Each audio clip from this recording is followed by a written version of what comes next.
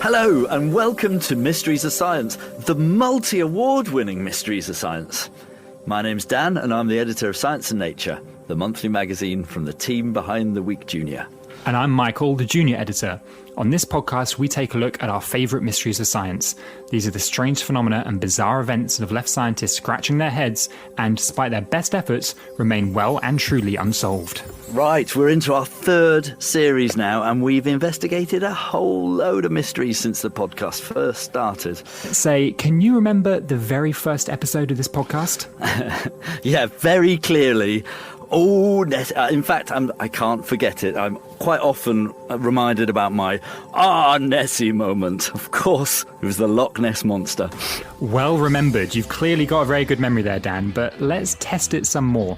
Can you remember what you were doing this time last week? Yeah, I certainly can. I think we were just accepting our glittering new award at the Publisher Podcast Awards. Thank you very much. Well, that's certainly not something you're going to forget.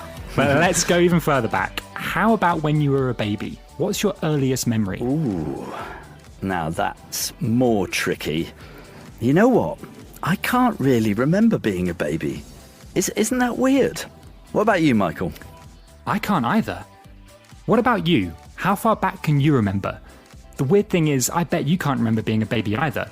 Most people can't, and it's a total mystery. And lots of you have been wondering the same thing. Why can't I remember being a baby? What happens to our early memories? Can we get them back or are they gone forever? I think it's time we took a trip down memory lane and spoke to some experts. Perhaps along the way we'll be able to remember our very first memory. This is Mysteries of Science. Want to hear a joke about amnesia, Michael? I love a good joke. Well, I did know it, but I forgot the punchline. I said I liked a good joke, Dan. That was so funny, I forgot to laugh. Amnesia, right? Memory loss. Where were we again? Childhood amnesia, or why none of us can remember the beginnings of our lives. Yes, that's right. How are we going to solve this mystery? If we can't start at the beginning of our lives with those memories, where do we start, Michael? Well, I suppose to understand why we can't remember things, we need to understand how we make memories in the first place. I think we need to speak to a brainy brain expert to find out just what's going on inside those heads of ours. I am a psychologist who specialises in the relationship between the brain and the body. This is Sally Goddard-Blythe, and here's how she defines childhood amnesia. So childhood amnesia is a general term to describe the apparent inability to recall events or a chronological sequence of events much before the age of 3. So we asked Sally to tell us just how we make memories. Memories are formed when groups of neurons or nerve cells responsible for different thoughts or perceptions drift in and out of action and make connections. And memory occurs when there is a reactivation of those specific group of neurons formed from the persistent changes in strength of connections between them. Blimey. Right, let me get my head around this. So there are these things called neurons, and they're basically brain cells, right? Yeah, so they're cells which send and receive messages from the brain. And these neurons coming together is what, in your mind, in your brain, is what forms memories. Nerve connections become stronger or weaker depending on when and how often they've been activated in the past. So the scientist Donald Hebb said that well-known phrase, neurons that fire together, wire together. So when we experience something and we experience it again and again and again, the stronger those pathways become, and potentially that memory is going to be more deeply laid down and more retrievable. Right, I like that. Neurons that fire together, wire together. So active connections tend to get stronger when they're and when they're used, and weaker when they're not. And that changing in the strength of those connections, or even adding new ones or removing old ones, is critical to memory formation. So the things we do more often and things we think about more often, we're less likely to forget, right? Yes, the more we think of something, the stronger the connection between these neurons becomes, and so the stronger the memory is. So you won't forget your way to school in the morning because it's something you do every day. You might forget the name of someone you've only met once or who's not particularly close to you, but you're not going to forget the name of your friends or your family or your classmates, the people who you see and work with every day. Yep. I think I get it now. Cheers, Mark. It's Michael. Oh, sorry. So the reason we can't remember what happened in the first few years of our life is because we just weren't able to make memories then. We were too young to form memories. Is that right? Well, that's what people thought to begin with, that babies and toddlers were simply unable to make memories. But researchers soon realised that wasn't the case. Researchers such as Carole Peterson. I'm a professor at a university in Canada, in Newfoundland, Canada. And I like studying the way that children remember their past and how they talk about it. So Carole had been reading about how children supposedly lacked the ability to make memories, but she found that didn't match with her own experiences of speaking with young people. Since I have been interviewing children for years, and interviewing children who were telling me about adventures that they had had when they were 2 years of age, 3 years of age, and even younger than that, I thought, oh, this is just nonsense, so I started studying it to show that it was nonsense. And in fact, it is, that children, and in fact adults, can remember earlier than people believe. Oh, so if we have the ability to make memories when we're little, then I'm not really why. I don't understand. Why are we forgetting them? And is there a way to get them back? Well, memory isn't just about what's going on in the brain, but also how we talk, how we communicate with one another. If you actually ask people about their early memories, and in fact ask them for several memories, they start remembering earlier and earlier. So one of the problem is in all the research they said, okay, what's your earliest memory? And then they move on, and they believed that you couldn't remember early life. But what I do in my research with both children and adults is I said, not only what is your earliest memory, but I ask him to remember lots of things about when they were, before they started school, lots of various kinds of things. And what we find is that for both adults and children, suddenly they start being able to remember more, and they start being able to remember earlier.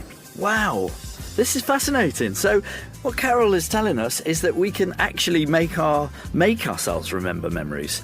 Memories perhaps we didn't realise we had, just by talking to each other about our past. Yeah, so the more you talk about it, the more you think about it, and then the more you start to remember all these memories that you didn't realise you'd made in the first place. But how do we know if what we've remembered is accurate? Okay, what if we're talking about these memories, and I think maybe a memory from when I was 2, I think it was from then, but actually I was 4. How would I know the difference? Well, Dan, what you're talking about there, misdating or misremembering, does happen. But more often than not, it goes the other way around. We actually remember ourselves as being older than we actually were, not younger. Often you can remember earlier than you believe you can because you're systematically misdating. That when people think back to their early lives, things that happened when they are 2 years of age, they often think, oh, I was 3 when that happened. And the reason that we think that is because when we document it and go back and talk to parents, and we find that systematically both children and adults, when they're talking about things that happened at age 2 or even less, they believe that they were older. In other words, we have this image of, no, we can't really remember those early years, when in fact you can. It's just that you're misdating them. You don't realize that you're remembering quite as far back as you are. Cool. The human mind, eh? It's amazing. It sounds, Michael, that we all need to give ourselves a little bit more credit, perhaps. I think we can think and remember back a lot further than we think we can. Exactly, but it's something that we need to unlock almost through conversation. And interestingly, rather than an inability for young people to make memories, some experts such as Sally think that it was an inability to describe memories at the time they were made, which is why some of us forget the very earliest years of our lives. Spoken language, verbal language, doesn't generally develop until about 3 years of age.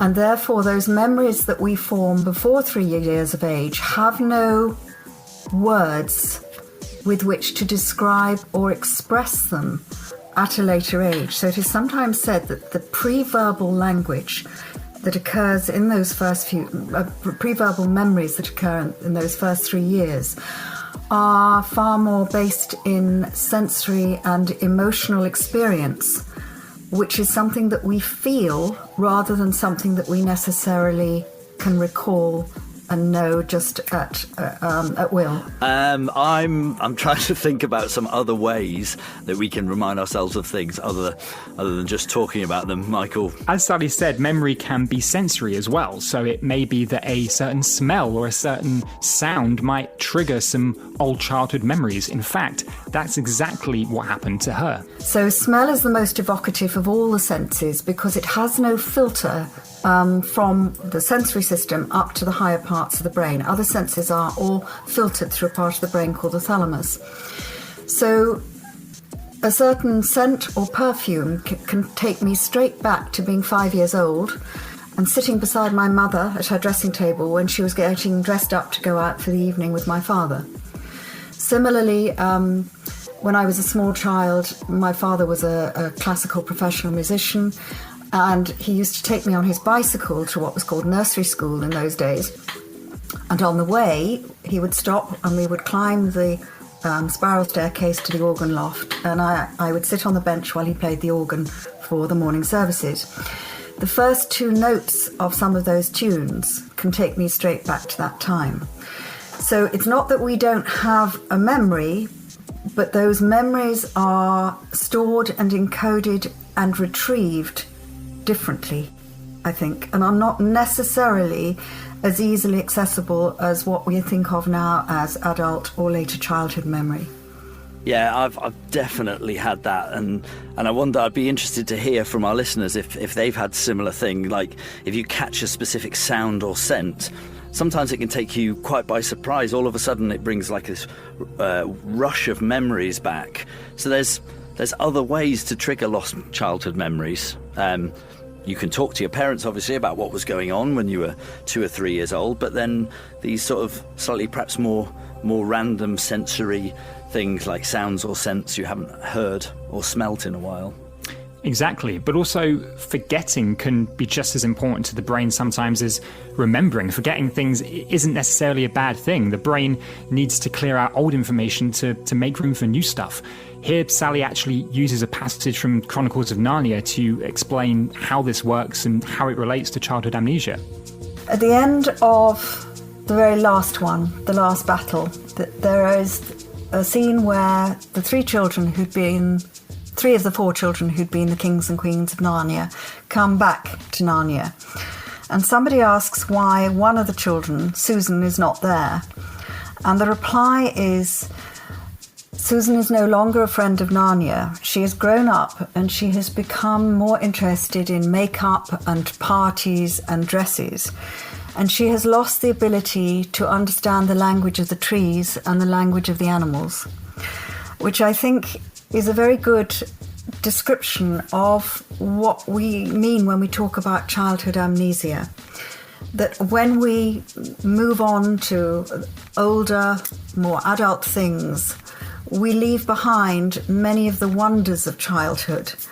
And unless we have a way of retrieving them, sometimes they're gone forever. Because they're, in addition to connections being made in those first few years of life, at the same time there are processes of what are called, or stages of what are called neural pruning that take place. So that at sort of 3 years of age, 6.5 to 7, teenage years, and again at 25, this is like a neurological spring cleaning of the house, that pathways and cells that have not been used, are cluttering up the system, are sloughed off. And the other ones are made stronger because they're more efficient. So potentially, those cells that had been involved in certain memories can disappear and not be able to be retrieved again. So childhood amnesia doesn't mean that anything's wrong with us. It's just a natural process where the brain gets rid of clutter, maybe groups of neurons that haven't been activated for a while or aren't that important to you, to make room for new stuff that will be. But some memories will still be there, just waiting for you to remember them. Yeah. Michael, you know what I really want to know? I think we should ask our experts what their earliest memories are. Should we start with Sally? Me personally, probably when I was about 2, I think, and I was put in hospital to have my tonsils taken out. And in those days, because I'm extremely old, parents were not allowed to be in hospital with their children. A child was in for 10 days and you were separated from your parents during those 10 days because it was considered that contact would upset the child. And I have a distinct memory of my mother who was apparently visiting and was only allowed to peep from behind a screen, and I caught sight of her behind that screen. I was about, I think, 3 years old, but I'm not sure exactly what, and I was playing in a sandbox with my sister, and a friend who was there got up and were running away, going somewhere else that they were interested in doing, and I said, hey, wait for me, and got up and I slipped in the sand, and there was a nail on the edge of the sandbox, and I fell on it and I knocked out both my front teeth. Now, they were baby teeth, but that meant that for the rest of until my permanent teeth fell out or came in, I had no front teeth at all. And for a long time, several Christmases, I drove my parents crazy singing a Christmas carol about all I want for Christmas is my 2 front teeth. And I remember the whole event very clearly.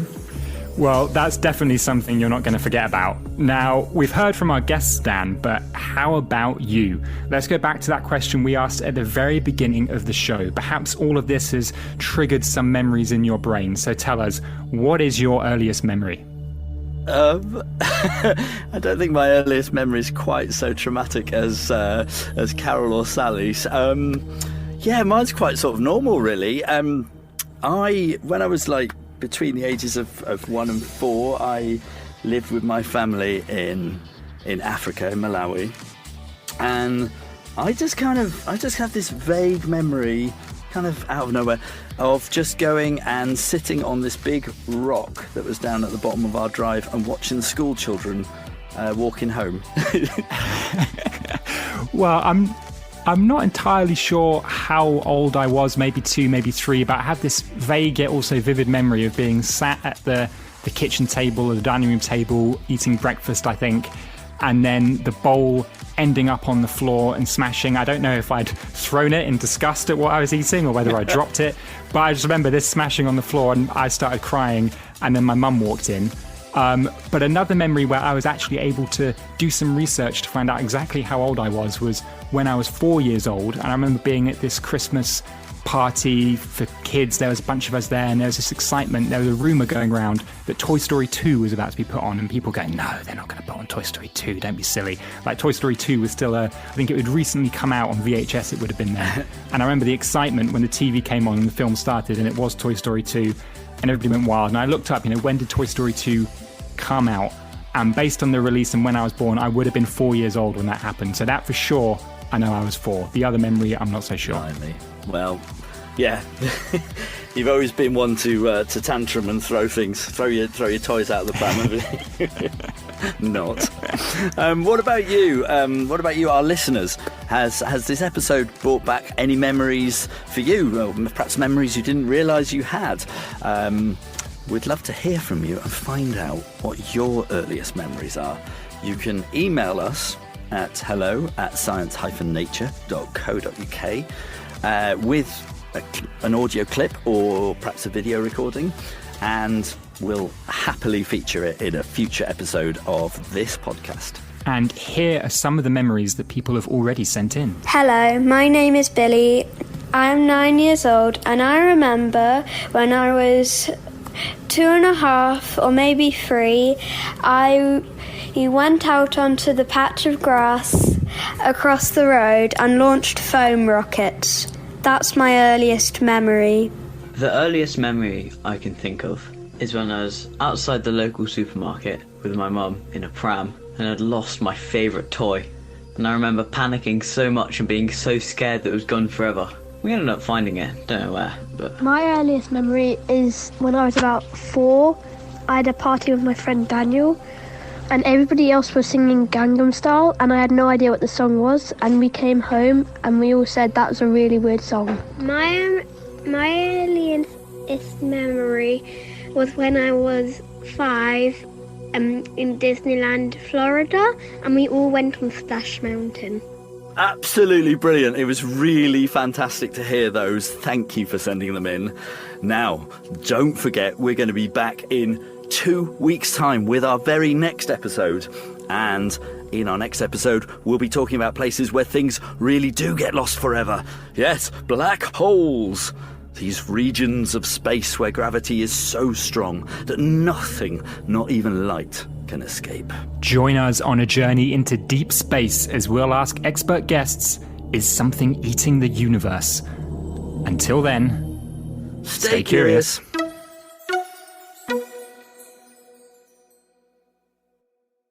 Thanks for listening to The Week Junior Show, which is made by the same people that make The Week Junior magazine. You can get a free trial of The Week Junior by heading to theweekjunior.co.uk/podcast and using the code podcast at checkout.